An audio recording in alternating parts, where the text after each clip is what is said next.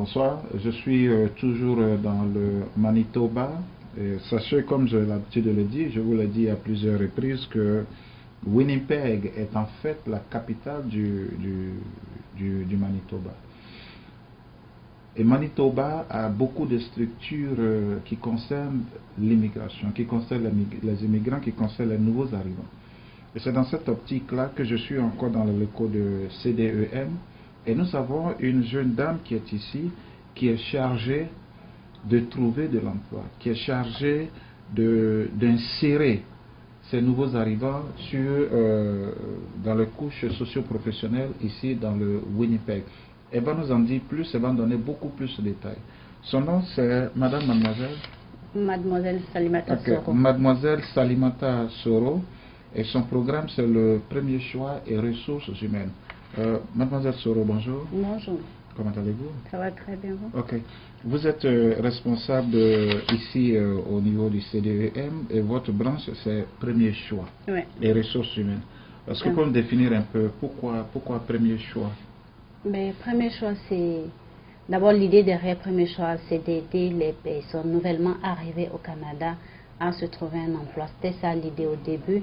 Maintenant, c'est devenu un peu plus grand. On veut aider toutes les personnes d'expression française à pouvoir mieux s'insérer dans le tissu économique au Manitoba et puis à facilement trouver un emploi. Donc, c'est un peu dans cette optique-là que le premier choix a été créé. Donnez-nous un peu le parcours, donnez-nous un peu le cursus. Je viens d'arriver ici, je prends l'exemple chez moi. Je viens d'arriver au Canada, nouvellement immigrant ici, nouvellement arrivant, et je viens vous contacter. Alors, à partir de ce moment-là, donnez-nous un peu le parcours pour que je puisse être inséré dans la couche professionnelle ici au Canada. D'accord. Donc, quand on reçoit une personne qui vient d'arriver, la première des choses, on essaie de lui établir un CV, donc un curriculum vitae qui va prendre pour trouver un emploi. Donc, vous venez, vous allez rencontrer un agent d'employabilité, si ça peut être moi ou bien une autre personne qui travaille dans mon équipe. Vous rencontrez la personne et puis ensemble, ils vont essayer de vous établir un CV, dépendamment du programme dans lequel vous devez aller. Si il y a le programme de 15 à 30 ans où les gens sont ici vraiment de façon continue du lundi au vendredi, où ils viennent, ils font une formation un peu sur le CV, sur le développement personnel, sur l'intégration même au Manitoba.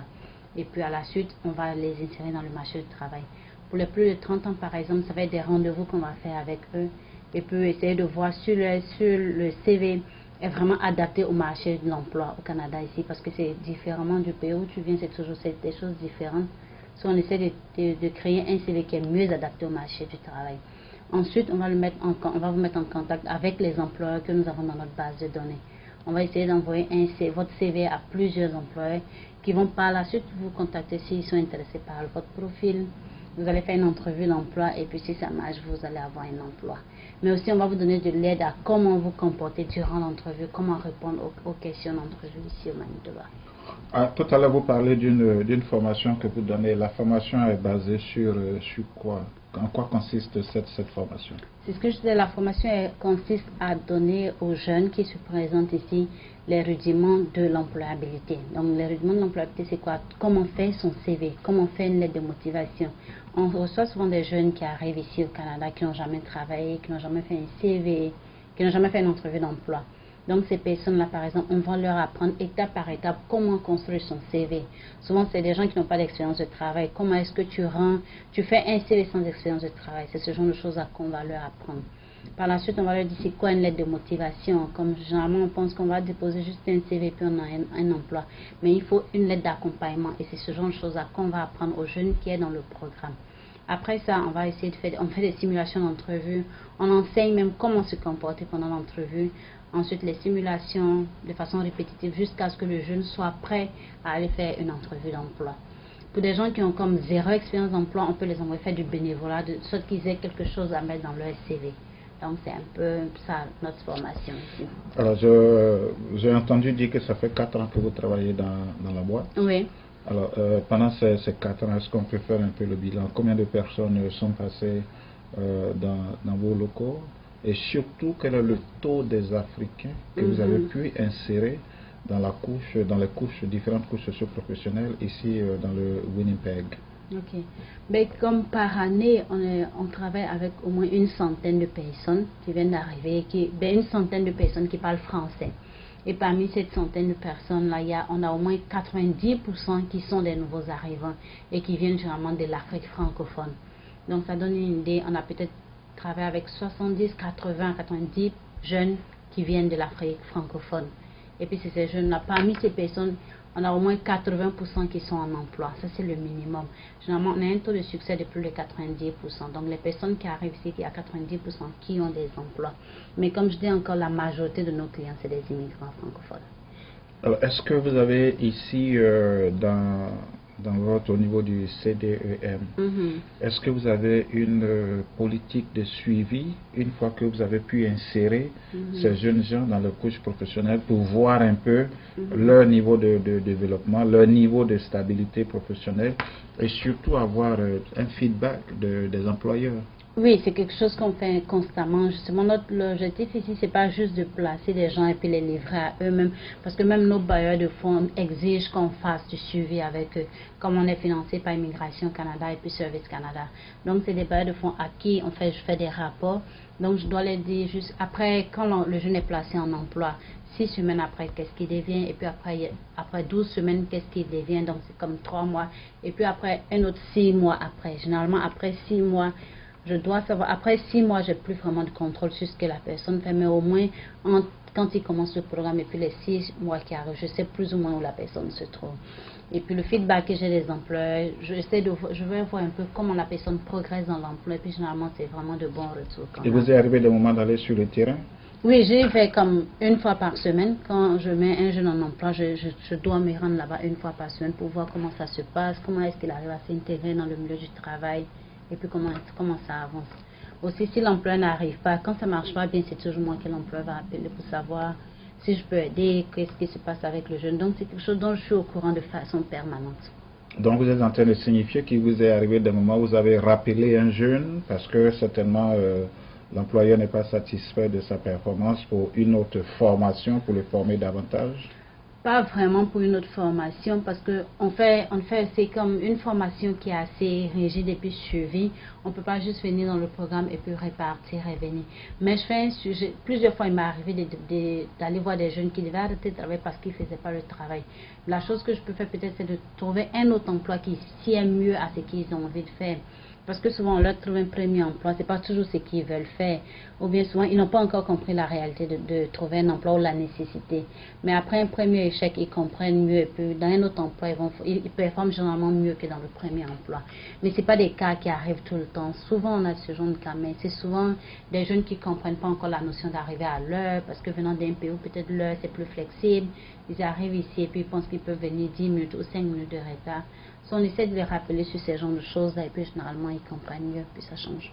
Alors votre champ d'action principal, c'est au niveau des immigrants. Oui, et ceux qui sont déjà sur place, qui n'ont pas pris le soin de vous contacter dès leur arrivée ici, qui sont déjà ici il y a peut-être, je dirais 3, 4, 5 mois. Est-ce que vous avez aussi une certaine ouverture pour ceux-là? Oui, mais quand je dis nouveau arrivant, c'est jusqu'à ce que tu sois citoyen canadien. Ah, ok. Donc, il y a des gens qui sont ici, ça fait 4 ans, qui bénéficient encore des services de premier choix parce qu'ils sont encore résidents permanents, ils ne sont pas encore citoyens canadiens.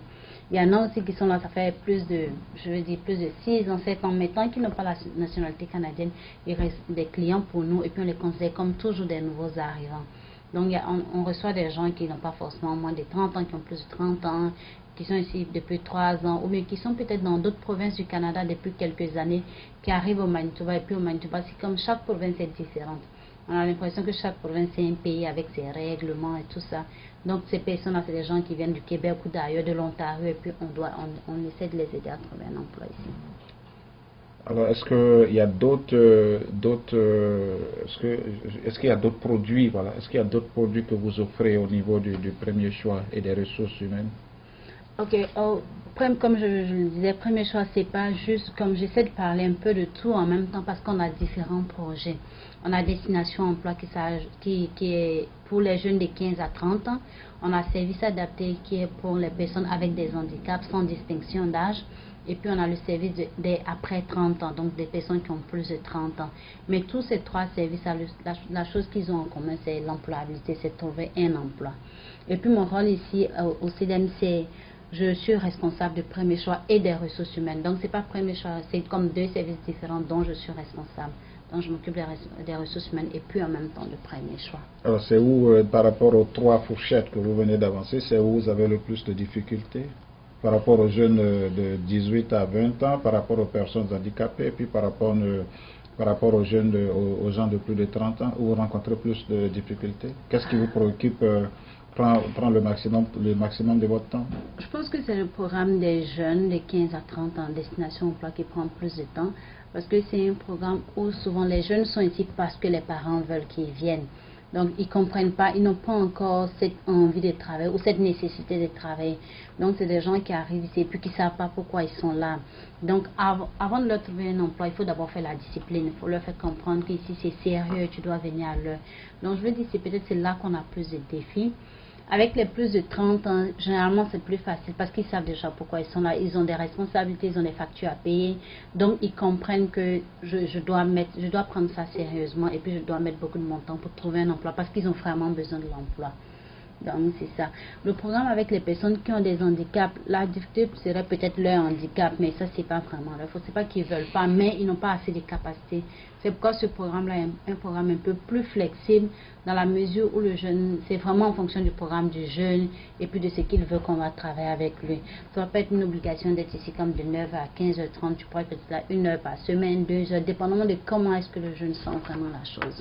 Il vous est arrivé des fois d'embaucher ici même au niveau du CDM certains de vos postulants? Est-ce que vous avez eu l'occasion d'embaucher des personnes au sein même du CDM? Oui, comme j'ai une personne qui va commencer même à travailler ici pour premier choix en été et puis elle a été déjà cliente de notre programme. Donc quand on voit que les personnes, si on a des postes ici, c'est qu'ils n'arrivent pas vraiment parce qu'on est comme un non-profit, donc on n'a pas vraiment beaucoup, on n'embauche pas beaucoup. Mais quand ça arrive, quand il y a la possibilité, on leur donne l'opportunité de travailler ici. Et puis comme ici à la réception, beaucoup de fois c'est des jeunes qui sont dans le programme qu'on prend pour faire la réception. Juste question de leur donner l'expérience de travail et puis les habitudes au milieu du travail. Alors, mademoiselle Salimata Soro, merci de votre temps. Okay. Est-ce qu'il y a d'autres informations que vous pourrez peut-être ajouter à tout ce qu'on vient de dire, de sorte à ce que tous ceux qui vont voir cette vidéo puissent comprendre que vous êtes ouvert à tout le monde. Quand je dis vous êtes ouvert, je vais parler du CDM, que vous êtes ouvert à tout le monde, aussi bien ceux qui sont ici, que aussi bien ceux qui sont ici que ceux qui prétendent venir vivre ici. Comme je le disais tout à l'heure, parce que le constat que j'ai fait sur place, c'est que Manitoba a une politique d'immigration très ouverte, encourage tout le monde à venir, à immigrer ici, ce que personnellement, moi, je n'ai jamais vu depuis que je voyage. Okay. Alors, est-ce que vous avez d'autres informations, d'autres éléments à ajouter à ce que nous venons de dire pour une large compréhension du CDE et surtout de vos services, le premier choix et les ressources humaines? Ok, ce que je veux dire, ce que je demanderais peut-être aux gens qui ont l'intention de venir ici, c'est d'aller sur le site du CDM parce que là ils vont faire le premier choix et puis ils pourront faire le premier contact. Comme avec Redé Canada, en ce moment, on a un programme pour les personnes qui doivent venir. Et ces personnes-là ne sont même pas encore ici, mais je reçois leur CV et puis j'essaie d'adapter leur CV au marché du travail aux Canadiens. Ça fait que quand ils arrivent, ils ont déjà la chance de pouvoir facilement s'insérer dans le marché du travail. Parce qu'il ne faut pas que souvent les gens ne préparent pas vraiment l'immigration. On vient en espérant de toutes les façons, je vais trouver un emploi. Peut-être que pour essayer de pallier un peu au temps qu'on va perdre ici à trouver un emploi, peut-être c'est de rentrer en contact avec les ressources de premier choix. Et puis comme ça, on pourra leur donner une idée de qu'est-ce qui se passe sur le marché du travail. Même si on ne fait pas leur CV dans le moment, au moins on pourra leur dire à quoi s'attendre quand ils arrivent ici. Parce que les gens arrivent et puis comme je dis toujours, c'est un rêve brisé. On pense que tout va être rose et puis on arrive, on ne peut même pas trouver un emploi. J'ai déjà reçu des gens qui viennent ici avec un PhD ou un master et puis ils ne peuvent pas trouver un emploi. Simplement parce que c'est une dynamique différente de là d'où ils viennent. Donc une chose peut-être c'est d'aller sur notre site web et puis voir toutes les ressources. On a nos numéros de téléphone, nos emails. Moi, je réponds généralement à mes emails. Ah, donnons le site web. Le site web, ça va être www.cdem.com, cdem.com. Et puis, quand vous allez voir les différents services, vous pourrez cliquer sur Premier choix, ou les services d'employabilité, et puis vous allez voir un peu nos contacts. Mais mon email, c'est @soro, donc S pour Salimata Soro, SORO, @cdem.com. Donc, c'est facile, on peut me contacter, et puis je vais généralement répondre. Voilà. Chers amis du Bois TV, comme vous le constatez, je suis ici avec mademoiselle Salimata Soro. Elle est responsable de Premier Choix et Ressources Humaines au niveau du CDEM, bien sûr dans le Winnipeg à Manitoba. Elle a dit, elle a expliqué. Je le dis, je le répète, ça fait plusieurs fois que je me répète, la politique mise en place ici dans le Manitoba, c'est une politique d'ouverture d'immigration.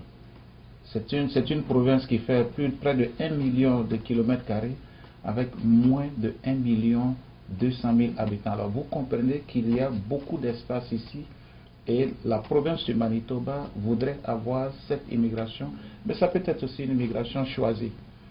Prenez contact avec toutes ces institutions et si vous êtes intéressé à l'immigration, pourquoi pas, appelez-les, rentrez en contact avec eux.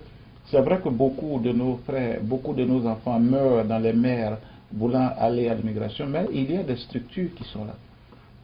Éduquez-vous, formez-vous, allez sur ces sites, prenez des informations, contactez-les par email, voire par téléphone, au lieu de mourir dans les mers, au lieu de vous faire arnaquer dans nos différents pays, par des gens qui ne savent même, connaissent même pas la route des différentes ambassades, qui vous prennent des millions de francs, alors qu'avec le minimum, vous pourrez vous retrouver ici à Winnipeg, qui est la capitale du Manitoba.